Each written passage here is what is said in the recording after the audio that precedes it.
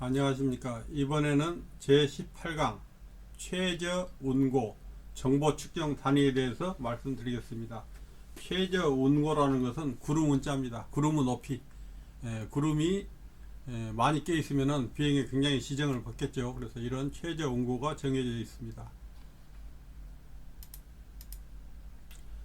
항공안전법 시행규칙 제172조를 보면은, 여러분 다시 말씀드리지만은 이런 시행규칙 172조다 이것은 크게 의미는 없죠. 여러분이 이거 조항까지 외울 필요는 없습니다. 다만 이런 시계 비행의 금지, 이런 항목을 아시하는 겁니다. 시계 비행의 금지. 우리가 눈으로 보고 운항을 하는 데는 한계가 있죠. 그럴 때 어떻게 되는 건지. 이제 경량 항공기 같은 경우는 시계 비행 금지 그 말은 아예 이륙을 못하게 할 거니까 그렇게 될 겁니다. 그러나 특별한 경우에 갑자기 구름을 만나거나 그러는 경우도 있으니까 한번 보겠습니다. 시계 비행 방식으로 비행하는 항공기는 해당 비행장의 운고, 구름 높이입니다. 보통 우리가 실링이라고 하죠. 실링, 천정이죠, 천장. 운고가 450m, 1500피트 미만 또는 지상 시정이 5km 미만인 경우에는 관제권 안에 비행장에서 관제를 하고 있는데 비행장에서 이륙 또는 착륙을 하거나 관제권 안으로 진입할 수 없다. 다만 관할 항공교통관제기관 허가를 받은 경우는 그러지 않다. 위급한 경우나 그럴 때는 허가를 해주겠죠. 그래서 운고는 450m다, 1500피트다. 그 다음에 지상시정은 5km다. 이것은 기억을 해주는 게 좋겠습니다. 그래서 예를 들어서 야간에 시계 비행은 우리 경량항공기는 해당이 없습니다. 그럴 때도 마찬가지 항공기는 지방 항공청장이나 비행장 운영하는 자가 정하는 방식 따라 해야 하는 거고, 시계 비행 방식으로 비행하는 항공기 최저 비행 고도 미만 고도로 비행해서는 안 된다는 것은 이제 방금 말씀드렸습니다. 근데 예를 들어서 그 예외가 있습니다. 예외는 어떻게 하면 상식적으로 우리가 알 수 있는 게, 이륙이나 착륙한 경우는 그렇게 내려오지 않으면 못 내리고, 그러니까 당연히 이륙이나 착륙할 때는 최저 비행고도에 해당이 없습니다. 또 하나, 항공교통업무기관의 허가를 받은 경우, 항상 이 허가를 받으면 예외라 그랬죠. 그 다음에 또 하나 중요한 게, 비상 상황의 경우로서 지상의 사람이나 재산에 위해를 주지 아니하고 착륙할 수 있는 고도인 경우, 비상 상황인데도 이거 고도 때문에 그대로 추락해서는 안 되겠죠. 이런 경우에 특별하게 지상에 있는 사람의 재산에 위해를 주지 않은 경우는 착륙을 할 수밖에 없다. 비상 상황이니까. 그런 내용입니다. 그 다음에 항공안전법의 제173조에 보면은 시계 비행 방식에 의한 비행이 있는데 시계 비행 방식으로 비행하는 항공기는 지표면 또는 수면에서 예를 들어서 900m 이상, 3000피트 이상을 비행할 경우에는 어떤 순항 고도에 따라서 비행해야 한다 했습니다. 이건 지난 시간에 한번 얘기를 한 적이 있습니다. 동쪽 방향으로 할 때는 홀수 1000 더하기 500피트라 있죠. 그러니까 홀수 1000이니까 1500피트. 그런데 1500피트는 이제 최저 고도니까 이건 해당이 안 되고, 3500피트나 5500피트나 13500피트나 이렇게 홀수 곱하기 1000에다가 500 더한 거, 동쪽으로 할 때는. 서쪽으로 할 때는 짝수 1000 더하기 500이죠. 500피트. 서쪽으로 할 때는 예를 들어서 10,000피트에다가 500을 더하니까 1500피트는 서쪽, 12,500피트 서쪽. 예를 들어서 그럼 11,500피트는 동쪽이죠. 홀수니까. 11,000이면 홀수 곱하기 1000. 뒤에 끝에 1000은 이제 짝수니까 그거 아니고, 앞에 1000 앞에만 홀수냐 짝수냐 따집니다. 이건 지난번에 그림으로 해서 한번 배웠기 때문에 다음에 기회가 되면 다시 한번 설명드리겠습니다. 그 다음에 114조 특별 시계 비행이라는 게 있습니다. 이것도 한번 얘기는 나왔었습니다. 이제는 전부 하나씩 정리를 세부적으로 하겠습니다. 오래돼서 이제 잊었을 수도 있지만은 다시 한번 정리하면 기억이 날 겁니다. 예측할 수 없는 급격한 기상 악화 등 부득이한 사유로 관할 항공교통 관제기관으로부터 특별 시계 비행 허가를 받은 항공기 조종사는 해당 비행장의 시계 비행 착륙 기상 최저치 미만의 기상 상태에서는 시계 비행 방식으로 착륙을 시도하지 말 것이라고 되어 있습니다.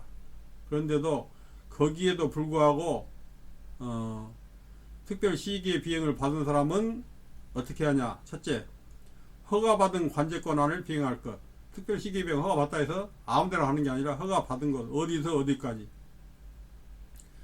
시기 비행을 특별 시기 비행 허가를 받았다 할지라도 구름을 피해서 비행할 것. 구름 속에 들어가면 굉장히 힘들어집니다. 아무것도 안 보입니다. 우리가 생각할 때는 금방 나올 것 같지만은 순간 구름으로 들어가는 순간 고도는 당연히 모르고, 물론 고도계가 있기는 있지만은 그때 되면 이제 고도계 볼 정신도 없겠죠. 그리고 이 비행기가 하늘을 향하는지 땅으로 향하는지도 그 구분도 없어집니다. 이제 그때부터 이제 혼란하니까 큰일 나니까 구름을 절대 들어가서는 안 됩니다. 그 다음에 비행 시정을 1500m 이상 유지하여 비행할 것. 비행 시정은 반드시 1500m 충분히 벌 수 있는 거리에서 해야 한다. 그 다음에 지표 또는 수면을 계속하여 볼 수 있는 상태로 비행할 것. 지표면이나 수면, 실제로 내 위치를 정확히 알 수 있는 쪽으로 해야 한다 이겁니다. 조종사가 계기 비행을 할 수 있는 자격이 없거나 항공기에 갖춰야 할 항공계기 등의 항공계기를 갖추지 아니한 항공기로 비행하는 경우에는 주간에만 비행할 것. 헬리콥터는 야간에 된다 하는 것은 기본적인 겁니다. 그런데 우리가 계기 비행은 우리 경량항공기는 해당 사항이 없지만은 이런 거구나 하고 알아두면 되겠습니다. 그 다음에 특별 시계 비행을 하는 경우에는 어떤 경우에 예를 들어서 이륙하거나 착륙할 수 있냐. 지상 시정이 1500m 이상일 것. 1500m란 말이 자주 나오죠.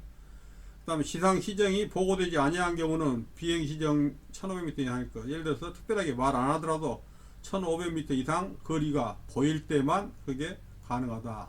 아무리 특별 시계 비행을 할지라도 그렇게 해야 한다 이겁니다.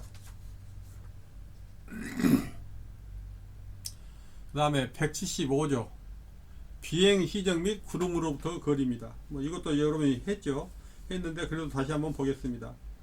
시기의 비행 방식으로 예를 들어서 비행하는 항공기는 비행 시정 및 구름으로부터 거리 미만의 기상 상태에서는 비행해서는 안 된다 그랬습니다. 다만 특별 시기 비행 방식 할 때는 그러지 않는다 했는데, 여기에서 이제 이런 구름부터 거리는 대개 이제 우리 해발 3000피트 이하에서 비행 시정은 5000m, 수평으로 1500m, 수직으로 300m 그런 규정이 있었습니다. 앞에 5강에서 나왔던 것 같은데, 반드시 비행 시정은 구름으로부터 예를 들어 가장 생각하면은 비행 시정은 5km, 해발 3000피트 이하에서, 그 다음에 예를 들어서 그렇지 않고 하면은 수평으로는 1500m, 수직으로 300m 그런 규정이 있다는 것을 다시 5강에서 돌아와서 보시면은 자세히 나올 겁니다. 그 다음에 마지막으로 항공안전법 시행규칙 제255조 보면 항공정보에 대한 사항이 있는데, 항공정보 내용이 아니라 측정 단위입니다.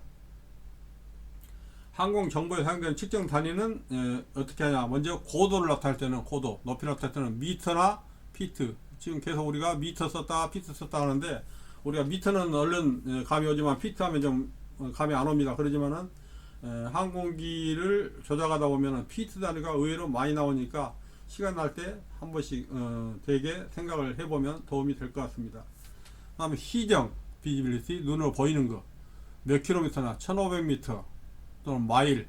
여기에서는 SM 나오는데, 조금 전에 이 앞에 언제가 나올 때는 헬이 NM이 나왔습니다. 노티컬 마일. 근데 여기에서는 SM이라는 것은 육리, 우리 육지에서 하는 마일입니다. 좀 짧은 거죠. 1600m. 헬이는 1800m 했었죠. 1800 얼마 했었는데, 되게 우리 시정으로 할 때는 육리, 우리가 쓰는 보통 일반 마일을 쓴다 이겁니다. SM. 노트로 말할 때는 NM, 노티컬 마일, 헬이. 그 다음에 주파수는 헬지를 쓰는 것은 우리가 일반적으로 알 것이고, 속도 몇 초당 몇 미터냐, 미터 퍼 세크, 세크가 초죠, 세컨드. 초당 몇 미터냐, 속도는 그렇게 말합니다. 온도는 섭씨 온도 몇 도 C 이렇게 한다. 이런 단위에서 여기서까지 해도 이런 강의 내용이고, 다시 한번 이제 연습 문제를 한번 정리해 보겠습니다. 자, 여기서 시계 비행 방식으로 비행하는 항공기가 관제권 내의 비행장에서 이륙 또는 착륙을 하거나 관제권 안으로 진입할 수 없는 기준은, 다시 말해서 이것은 문제가 애매한데 관제권 진입할 수 없는 기준이 아니라 기준이 뭐냐 그겁니다. 기준이 이 기준은 운고는 450m 미만, 지상시정 5km 미만. 조금 전에 제가 5km 이런 걸 외워놨죠. 뭐 1500m, 5km 뭐 몇 가지 숫자 있으니까 그 몇 가지만 하면 되지 나머지 복잡할 건 없습니다.